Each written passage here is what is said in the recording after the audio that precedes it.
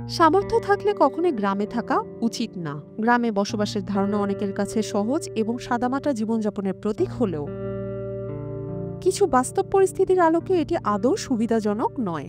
বিশেষ করে যারা আর্থিকভাবে স্বাবলম্বী তাদের জন্য শহরে জীবন অনেক বেশি সম্মানজনক, আরামদায়ক এবং আধুনিক। গ্রামের ১০০ বিঘা জমির মালিক হওয়া কোনোভাবেই শহরের একটি ভাড়াবাসের বসবাসের সমান হতে পারে না।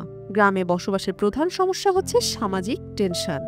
গ্রামে অধিকাংশ মানুষ নিজেদের জীবনযাত্রার চেয়ে অন্যদের জীবন নিয়ে বেশি চিন্তা করে। তারা আপনার চুলের স্টাইল, পোশাকের ধরন, পড়াশোনা, বয়স, চাকরি এবং বিয়ের ব্যাপারে অতিরিক্ত মাথা ঘামায়। এ ধরনের টক্সিক মনোভাবের কারণে ব্যক্তিগত স্বাধীনতা কমে যায়। আপনার পরিবারও অনেক সময় অন্যদের মতামতের কারণে বেশ চিন্তিত থাকে, যা অতিরিক্ত চাপ তৈরি করে।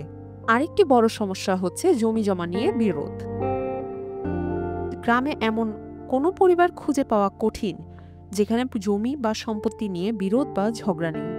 প্রায় এই বিরোধ আদালত পর্যন্ত চলে যায় এবং পারিবারিক সম্পর্কের অবনতি ঘটে।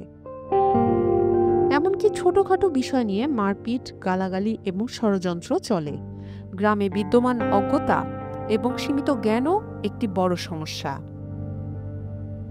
এখানে অধিকাংশ মানুষ প্রযুক্তিগত বা আধুনিক শিক্ষার মান বোঝে না। সফটওয়্যার ইঞ্জিনিয়ার, ইলেকট্রিক্যাল ইঞ্জিনিয়ার বা এমবিবিএস ডাক্তারদের প্রকৃত মান তারা বুঝতে পারে না।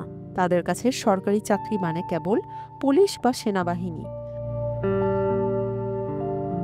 আর প্রাইভেট চাকরি নিয়ে কোনো গুরুত্বই থাকে না। গ্রামের চায়ের দোকানগুলো গুজব এবং টক্সিক আলোচনা ছড়ানোর জায়গা হয়ে থাকে। সেখানে বিভিন্ন ধরনের গুজব ছড়িয়ে পড়ে।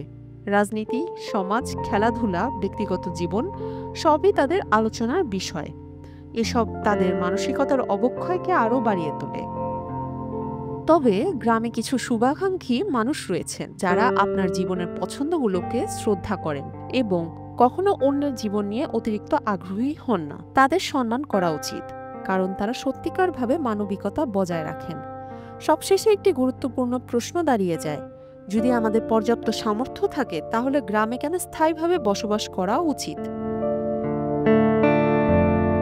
শহরের জীবন অনেক বেশি আধুনিক, সম্মানজনক এবং উন্নত মানসিকতার।